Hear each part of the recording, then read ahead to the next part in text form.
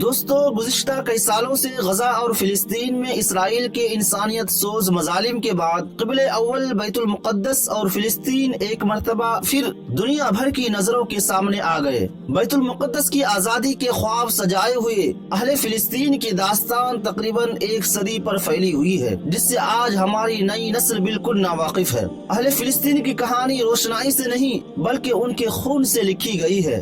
فلسطین کے ہر چپے چپے پر قربانیوں کی ایسی لازوال داستان نقش ہیں جن سے وہاں کے باشندوں کی جرت، ہمت، غیرت اور استقامت کا پتہ چلتا ہے۔ فلسطین کے معصوم بچے، مائیں بہنیں، جوان اور بوڑھے سبھی جس ظلم کی چکی میں پس رہے ہیں اس کے بارے میں اور دنیا بھر کے مسلمانوں کے بارے میں آج ویڈیو میں بات کریں گے۔ دوستو، اس میں کوئی شک نہیں کہ فلسطینی مسلمان اب تقریباً ایک صدی سے تکلیف اور آزمائش کی چکی میں پس رہے ہیں، اور یہ دنیا کی وہ واحد قوم ہے جو خود اپنے ہی علاقے اور اپنے وطن میں مہاجروں کی سی زندگی گزارنے پر مجبور ہے۔ لیکن یہ بھی سچ ہے کہ دنیا بھر کے مسلمانوں کے دل اہل فلسطین کے ساتھ دھڑکتے ہیں اور وہ کسی بھی صورت اسرائیل کا غاصبانہ قبضہ تسلیم کرنے کے لیے تیار نہیں ہے۔ فلسطین کا غم امت مسلمہ کا مشترکہ غم ہے اور اہل فلسطین کا درد بھی ساجھا ہے، اور یہ بات روز روشن کی طرح آیا ہے کہ بیت المقدس کا مسئلہ فقط اہل فلسطین کا مسئلہ نہیں بلکہ پوری ملت اسلامیہ کا مسئلہ ہے۔ لہٰذا ضرورت یہ ہے کہ ہم اپنی نئی نسل کو بیت المقدس اور فلسطین و غزہ کے مجاہدانہ تاریخ سے واقف کرائیں تاکہ ہماری نئی نسلیں بیت المقدس کی حفاظت اور آزادی کے لیے ہمیشہ تیار رہیں۔ دوستو، القدس فلسطین کا شہر اور دارالحکومت ہے۔ یہ یہودیوں، عیسائیوں اور مسلمانوں یعنی تینوں کے نزدیک بہت مقدس ہے۔ یہاں مسلمانوں کا قبلہ اول مسجد اقصی اور گنبد الصخرہ موجود ہے۔ القدس کو یورپی زبانوں میں یروشلم کہتے ہیں۔ القدس پہاڑیوں پر آباد ہے اور انہی میں سے ایک پہاڑی کا نام کوہ صہیون ہے جس پر مسجد اقصی اور گنبد الصخرہ واقع ہے۔ مسجد اقصی کے چاروں طرف قریب 1600 میٹر لمبی پتھر کی دیوار ہے۔ اس کے اندر 9 دروازے ہیں جو الگ الگ نام سے موسوم ہے۔ دوستو، مسجد اقصی کی بنیاد مکہ مکرمہ کی بنیاد ڈالنے سے 40 سال پہلے حضرت سیدنا آدم علیہ السلام یا ان کی اولاد میں سے کسی نے ڈالی تھی۔ پھر اس کی تعمیر حضرت سیدنا سام بن نوح علیہ السلام نے کی۔ پھر بہت زمانہ کے بعد حضرت سیدنا داؤد علیہ السلام نے بیت المقدس کی بنیاد اس مقام پر رکھی جہاں پر حضرت سیدنا موسیٰ علیہ السلام کا خیمہ نصب کیا گیا تھا۔ اس عمارت کے پورا ہونے سے پہلے جب حضرت سیدنا داؤد علیہ السلام کی وفات کا وقت قریب آ گیا تو آپ نے اپنے بیٹے حضرت سیدنا سلیمان علیہ السلام کو اس کی پورا کرنے کی وصیت فرمائی۔ چنانچہ حضرت سیدنا سلیمان علیہ السلام نے جن کی ایک جماعت کے ساتھ مسجد اقصی کو تعمیر کیا۔ بیت المقدس مسلمانوں کا قبلہ اول ہے۔ ہجرت کے بعد 16 سے 17 ماہ تک نبی کریم صلی اللہ علیہ وسلم بیت المقدس یعنی مسجد اقصی کی جانب رخ کر کے ہی نماز ادا کرتے تھے۔ پھر تحویل قبلہ کا حکم آنے کے بعد مسلمانوں کا قبلہ اول کعبہ ہو گیا۔ مسلمانوں کے نزدیک مسجد حرام اور مسجد نبوی کے بعد تیسرا مقدس ترین مقام مسجد اقصی ہے۔ مقامی مسلمان اسے المسجد الاقصی یا حرم قدسی شریف کہتے ہیں۔ یہ مشرقی یروشلم میں واقع ہے جس پر اسرائیل کا قبضہ ہے۔ یہ یروشلم کی سب سے بڑی مسجد ہے جس میں 5000 نمازیوں کی گنجائش ہے، جبکہ مسجد کے صحن میں بھی ہزاروں افراد نماز ادا کر سکتے ہیں۔ دوستو، میں آپ کو بتاتا چلوں کہ نبی کریم صلی اللہ تعالی علیہ وسلم سفر معراج کے دوران مسجد حرام سے یہاں پہنچے تھے اور بیت المقدس میں تمام انبیاء کی نماز کی امامت کرنے کے بعد براق کے ذریعے 7 آسمانوں کے سفر پر روانہ ہوئے تھے۔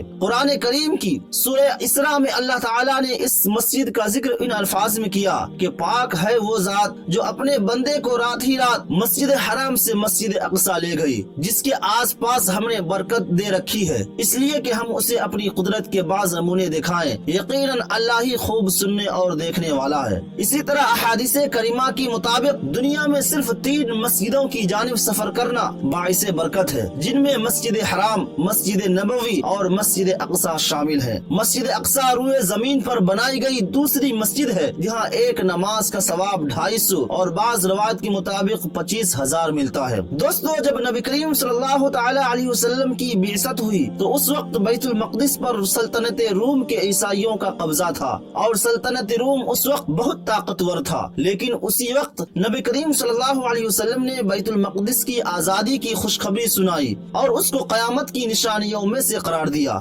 حضرت سیدنا عمر فاروق اعظم رضی اللہ تعالی عنہ نے اپنے دور خلافت میں بیت المقدس کو یہود و نصارہ کے ہاتھوں سے آزاد کرایا تھا۔ اس دور میں بہت سے صحابہ نے تبلیغ اسلام اور اشاعت دین کی خاطر بیت المقدس میں اقامت اختیار کی۔ سن 66 ہجری اور 86 ہجری کے درمیان خلیفہ عبد الملک بن مروان نے مسجد اقصی کی تعمیر شروع کرائی، اور سن 86 اور 96 ہجری کے درمیان ان کے صاحبزادے خلیفہ ولید بن عبد الملک نے اس کی تعمیر مکمل کی، اور اس کی تزئین و آرائش کی عباسی خلیفہ ابو جعفر منصور نے بھی اس مسجد کی مرمت کرائی۔ دوستو، بیت المقدس کی یہ مقدس سرزمین تقریباً عباسی دور تک مسلمانوں کے ماتحت ہی رہی۔ پھر جیسے جیسے عباسی سلطنت میں آپسی اختلاف و انتشار، خانہ جنگی، سیاسی فتنوں اور باطنی تحریکوں کی وجہ سے عباسی حکومت کمزور پڑنے لگی، تو گھات میں بیٹھے ہوئے عیسائیوں کو موقع مل گیا، اور ادھر فاطمی حکومت نے بھی اپنی حکومت کی مضبوطی اور استحکام اور شام سے سلجوقیوں کے خاتمے کے لیے ان عیسائیوں سے مدد طلب کی اور انہیں کئی طرح کی سہولتیں فراہم کر دی اور بیت المقدس میں آنے جانے کی اجازت دے دی۔ بالآخر ان تمام باتوں کا فائدہ اٹھاتے ہوئے عیسائیوں نے بغاوت کر دی اور فاطمی خلفاء کے ساتھ غداری اور دھوکہ کر کے القدس پر قبضہ کر لیا، اور پھر 70,000 سے زائد مسلمانوں کو شہید کرتے ہوئے بالآخر 692 ہجری مطابق سن 1099 عیسوی کو عیسائیوں نے بیت المقدس کو مسلمانوں سے چھین لیا اور یروشلم پر اپنی عیسائی حکومت قائم کر لی۔ پہلی صلیبی جنگ کے بعد جب عیسائیوں کا بیت المقدس پر قبضہ ہو گیا تو انہوں نے مسجد اقصی میں بہت رد و بدل کیا۔ انہوں نے مسجد میں رہنے کے لیے کئی کمرے بنا لیے اور اس کا نام معبد سلیمان رکھا، نیز متعدد دیگر عمارتوں کا اضافہ کیا جو بطور جائے ضرورت اور اناج کی کوٹھیوں کے لیے استعمال ہوتی تھی۔ انہوں نے مسجد کے اندر اور مسجد کے ساتھ ساتھ گرجا گھر بھی بنا لیا۔ پھر اس کے بعد سلطان صلاح الدین ایوبی نے قبلِ اول کی آزادی کے لیے تقریباً 16 جنگیں لڑی، اور بالآخر 538 ہجری مطابق سن 1187 عیسوی میں سلطان صلاح الدین ایوبی نے پیہم معرکہ آرائیوں کے بعد بیت المقدس کو صلیبیوں سے آزاد کروا لیا اور مسجد اقصی کو عیسائیوں کے تمام نشانات سے پاک کر دیا اور محراب اور مسجد کو دوبارہ تعمیر کیا۔ اسی طرح 88 سال کے بعد بیت المقدس دوبارہ مسلمانوں کے قبضے میں آ گیا اور بیت المقدس سے عیسائی حکومت کا صفایا ہو گیا۔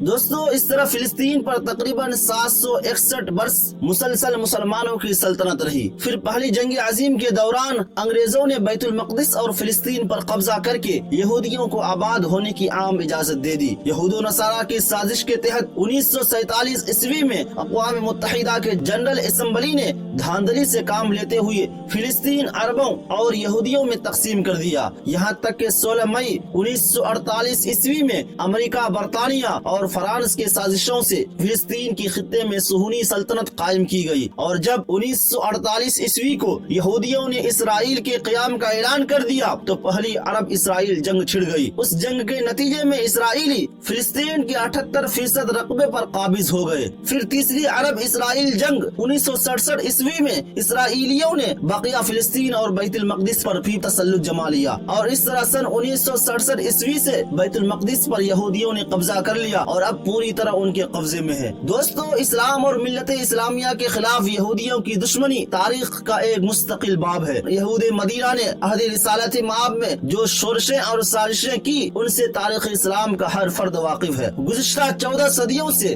یہودیوں نے مسلمانوں کے خلاف بالخصوص ظالمانہ رویہ اپنا رکھا ہے۔ 20ویں صدی کے حادثات اور سانحات میں سب سے بڑا سانحہ مسئلہ فلسطین ہے۔ یہود و نصارہ نے یہ مسئلہ پیدا کر کے گویا کہ اسلام کے دلوں میں خنجر گھونپ رکھا ہے۔ سن 1948 عیسوی میں اسرائیل کے قیام کے بعد یورپ سے آئے ہوئے غاصب یہودیوں نے ہزاروں سال سے فلسطین میں آباد فلسطینیوں کو ان کی زمینوں اور جائیداد سے بے دخل کر کے انہیں نہایت ابتر حالت میں زندگی بسر کرنے پر مجبور کر دیا ہے۔ افسوس کا مقام ہے کہ بعض نام و نہاد مسلم ممالک اپنی ذاتی حقیر مفادات اور اپنی چند روز شان و شوکت اور عارضی کرسی کی بقا کی خاطر یا تو ان دشمنان اسلام کی حمایت کر رہے ہیں یا خاموشی تماشائی بنی ہوئے ہیں۔ لیکن یہود اور اس کے حواریین یاد رکھیں کہ شام جو زمانے قدیم میں لبنان، فلسطین، اردن اور شام کی سرزمین پر مشتمل تھا، آج یہ یہود قابض ہیں۔ احادیث کے مطابق قرب قیامت میں وہاں اسلام کا غلبہ ہوگا اور ایمان اور اہل ایمان شام کے علاقوں میں ہی رہیں گے۔ یہ بات روزے روشن کی طرح آیا ہے कि क़यामत उस वक्त तक कायम नहीं होगी कि जब तक यहूदियों को सफ़े हस्ती से मिटा ना दिया जाए। आज पूरी दुनिया में यहूदी अपने मक्तल इसराइल में जमा हो रहे हैं। क़यामत से पहले ये वक्त जरूर आएगा कि मुसलमानों का क़िबले अव्वल बैतुल मक़दिस फिर से फतह होगा और मुसलमान उस पर हुकूमत करेंगे। तो दोस्तों, आज की इस वीडियो को यहीं पर खत्म करते हैं। अगर आपको ये वीडियो अच्छी लगी हो तो वीडियो को लाइक करें, और अगर आप हमारे चैनल पर नए हैं तो चैनल को सब्सक्राइब करते हुए बेल आइकन को जरूर दबाएं। मिलते हैं फिर एक नई वीडियो के साथ। खुदा हाफिज।